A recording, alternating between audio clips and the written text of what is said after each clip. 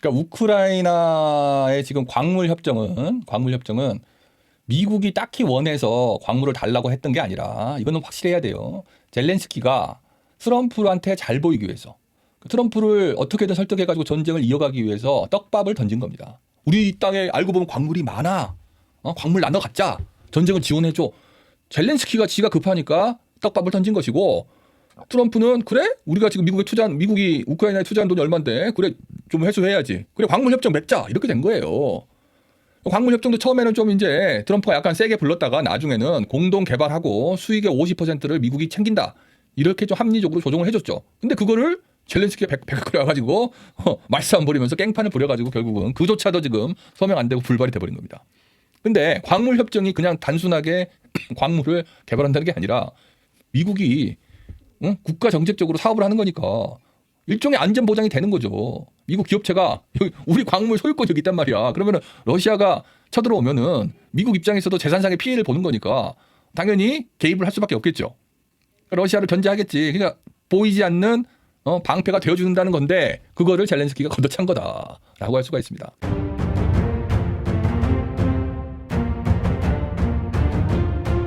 대만은 반도체가 있으니까 그 반도체를 무기 삼아가지고 미국으로 하여금 도움을 주게끔 유도할 수 있는 거예요. 하지만 우크라이나보다는 대만이 상황이 좋지.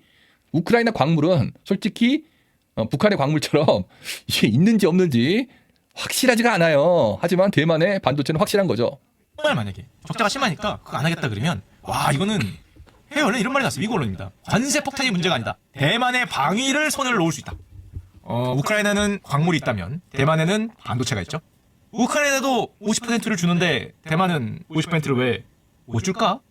아니 우크라이나 광물 협정하려고 젤렌스키가 오피스까지 왔잖아요. 백악관까지 와서 망신당하고 갔는데 너희는 반도체 있네. 한 50%는 내게 아닌가 생각이 되죠. 너희도 한번 와서 사인 한번 해볼까? JD 벤스한테 한번 말 듣기 시작하면 양복은 있는지 모르겠어. 양복은 옷 잘 입고 와라. 옷 잘 입고 와야 될 텐데 멘탈 튼튼하게 하고 뭐 아니면은 갖고 가서 미국에서 잘 만들어. 50% 광물 협정 말고 반도체 협정 가능하죠? 이거 뭐 불가능한 게 아니기 때문에 대만의 방위 얘기가 나왔어. 방위 얘기.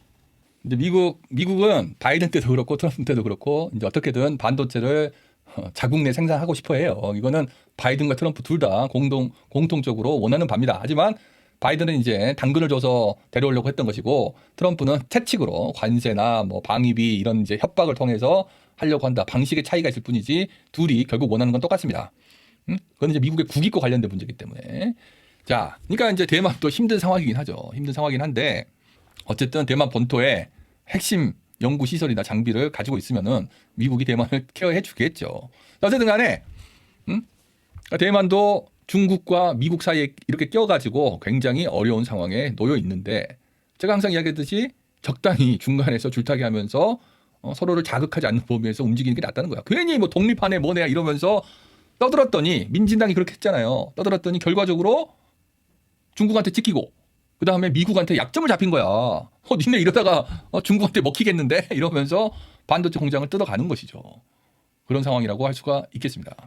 결론적으로 우크라이나의 오늘이 대만의 내일이 될 수 있다. 요거 메인 타이틀로 뽑힌 제목입니다.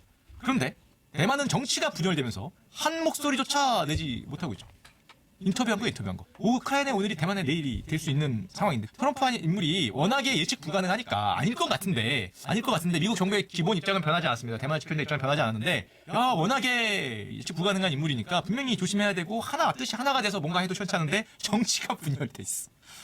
참 우리야 정치가 다 힘을 합쳐서 한 마음 한 뜻으로 뭉쳐 있으니까 대한민국 아무 걱정이 없지만 그래서 대만 입장에서 우크라이나 꼴이 안 날려면 어떻게 해야 되겠습니까?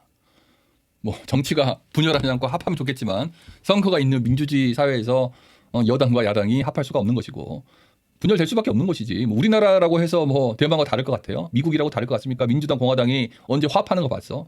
우크라이나도 친러 세력과 반러 세력이 정치권에서 싸우다가 결국은 피를 보고 나라 자체가 망가졌고요. 대만도 그럴 가능성이 있는데 이제 대만 같은 경우는 이제 친중 세력은 국방비를 늘리지 말자 그러고 친미 세력은 국방비를 늘리자고 하는데 제가 뭐 거기에 대해서 뭐 이래라 저래라 할 필요는 없는 것 같고 뭐 늘린다고 해봐야 2%를 2.1% 2% 조금 늘리는 거야. 근데 그렇게 이제 늘리는 게 과연 늘린다는 것은 무기를 더 산다는 거잖아. 중국을 자극하는 건데 그게 과연 현명한 것인지 저는 약간 의문이 가요. 어차피 대만이 트럼프의 제안대로 국방비로 GDP의 10%를 쓴다고 한들 중국이 침공하면은 막을 수가 있겠냐고.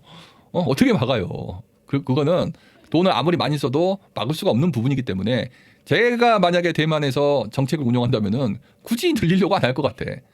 늘려봐야 어차피 그냥 헛돈 쓰는 거나 다름없고 차라리 줄이면서 중국한테 우리는 군사적으로 갈등을 할, 독립을 할 의지가 없다, 의사가 없다.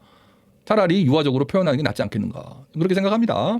그렇게 생각해요. 괜히 뭐 무기 중무장 해봐야 택도 없는데 차라리 중국을 자극하지 않으면서 미국과 좀 관계를 좀 개선하는 게 낫지 않겠나 이런 생각이 들어요. 이제 이런 게 이제 외교의 묘미라고 할 수가 있습니다. 양쪽을 자극하지 않으면서 적당히 살 길을 찾아야지.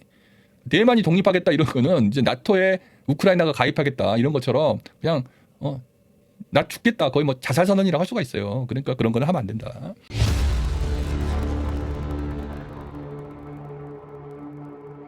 그다음에 이제 우리나라 사람들이 이제 대만에 또 감정이입해가지고 뭐 대만이 무너지면은 그 다음은 우리다 막 이러면서 난리를 치는데 대만과 우리나라를 같다라고 보는 것 자체가 현실 인식이 잘못된 거야.